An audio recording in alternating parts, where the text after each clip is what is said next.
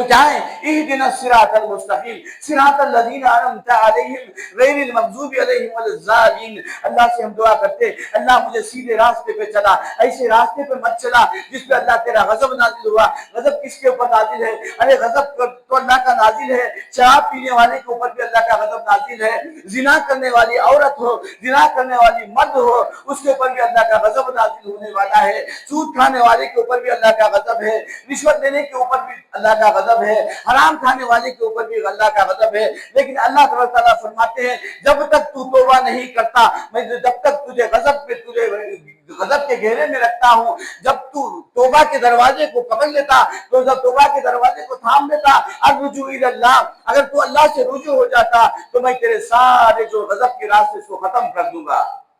اللہ کا غضب ہٹا دے گا اور اللہ اپنی حراست میں لے لے گا، اللہ اپنی محبت میں لے لے گا، اللہ اپنی چاہت میں لے لے گا. اللہ تعالیٰ فرماتے ہیں میرے بندے میں دینے کے لیے بیٹھا ہوں، تو لینے کے لیے بیٹھ جا، دینے کے لیے تیار ہو جا. لیکن ہم دنیا کی چاہتوں میں مصروف، دنیا کی عزتوں میں مصروف ہے، دنیا کی عزتیں لینے کے اندر، دنیا کی عزتیں بانٹنے کے اندر مصروف ہو چکے ہیں. اور اللہ کا منادی دیتا ہے، موزن منادی دیتا ہے حی علی الصلاۃ حی علی الفلاح، آؤ نماز کی طرف، آؤ کامیابی کی طرف. ہم کامیابی دنیا کو سمجھتے ہیں، تو بتاؤ کہ آخرت میں ہماری کیسے کامیابی ہوگی؟ یہ دنیا تو فنا ہونے والی ہے. اللہ تعالیٰ فرماتے کل من علیہا فان ویبقی وجہ ربک ذو الجلال والاکرام. ساری کائنات کو جھنجھوڑ دے گا، ساری کائنات کو موت دے گا. آسمان بھی مر جائے گا، زمین بھی مر جائے گا، ستارے بھی مر جائیں گے، سورج بھی مر جائے گا، سمندر بھی جھنجھوڑ دیا جائے گا اور سمندر کی مخلوقات بھی مر جائے گی، آسمان کے اوپر کی مخلوقات بھی مر جائیں گی. ملائکہ کو بھی ختم کر دے گا، فرشتوں کو بھی ختم کر دے گا، سارے عرش رحمان کو بھی ختم کر دے گا. تو بتاؤ کہ اللہ کا وجود رہے گا تو صرف اللہ کا وجود رہے گا. وَيَبْقَى وَجْهُ رَبِّكَ ذُو الْجَلَالِ وَالْإِكْرَامِ. اللہ کا کیا باقی رہے گا؟ اللہ کا غصہ، اللہ کا غصہ، اللہ کا غضب، اللہ کا غصہ باقی رہے گا اور کوئی باقی نہیں رہے گا. اللہ تعالیٰ فرماتا اگر باقی ذات ہے تو میری ذات ہے. گناہ کرنے والے، اللہ تعالیٰ فرماتے گناہ کرنے والوں زندگی کی تھوڑی سی مہلت ہے، تم زندگی گزارتے ہیں. جہنم میں آدمی کو جب جہنم میں ڈالا جائے گا، اس سے پوچھا جائے گا کہ بتا کہ دنیا میں جو زندگی گزارا کتنی گزارا؟ یومن او بعض یوم، کہے گا یا اللہ صرف آدھا دن کی زندگی گزارا، ایک دن کی گزارا. اللہ تعالیٰ فرمائے آدھے دن کو تو آدھا دن سمجھا، اگر آدھے دن کو آدھا دن نہیں سمجھتا تھا، ایک دن کو ایک دن نہیں سمجھتا تھا، اگر میری وحدانیت کو جانتا تھا، اللہ کو پہچانتا تھا، اللہ کے قریب ہوتا تھا، اللہ کے نبی صلی اللہ علیہ وسلم کی بات مانتا تھا، تو یہ تجھے دن دیکھنا نہیں پڑے گا، نہیں پڑتا تھا یہ دن دیکھنا.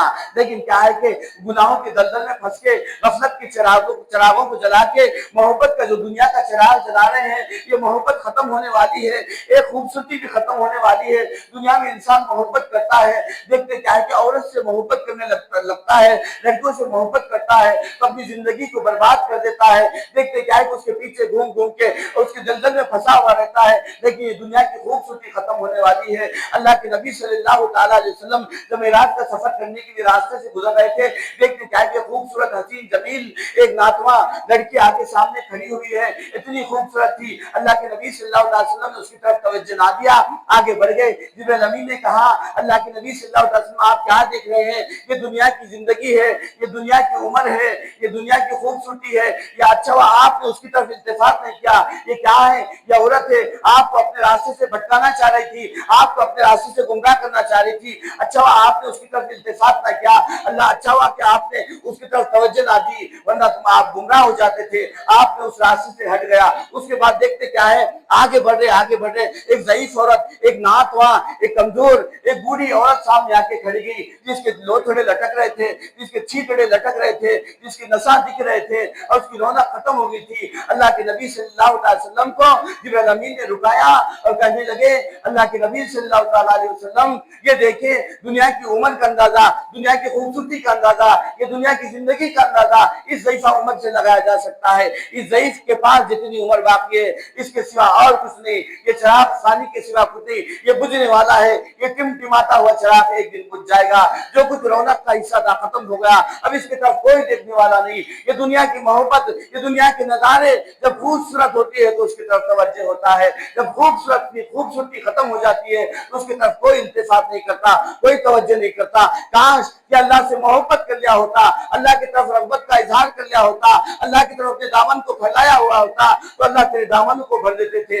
لیکن اللہ کی طرف نہیں, ہم گناہ پہ گناہ کرتے ہیں, پھر کہتے ہیں کہ اللہ ہماری سنے گا, اللہ غفور الرحیم ہے, بے شک اللہ غفور الرحیم ہے. ہم گناہ کرتے ہیں, پھر کہتے ہیں کہ اللہ غفور الرحیم ہے.